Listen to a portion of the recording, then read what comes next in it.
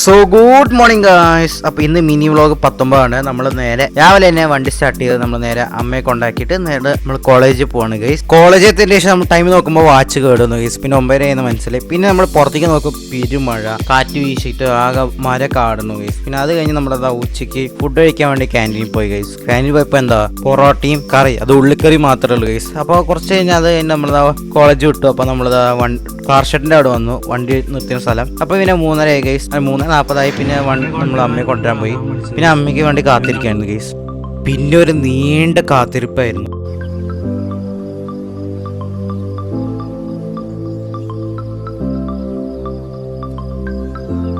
അമ്മ വന്നതിന് ശേഷം നമ്മൾ നേരെ പോയത് KCB ഓഫീസിലേക്കാണ്. അത് കഴിഞ്ഞിട്ട് നമ്മൾ നേരെ വീട്ടിൽ വന്നു. പിന്നെ വണ്ടി ലോക്ക് ചെയ്ത് ഗൈസ്. അപ്പോൾ നാളെ കൃത്യം 9 മണിക്ക് കിടക്കാച്ച വീഡിയോ ആയിട്ട് കണ്ടിട്ട് ബൈ ബൈ.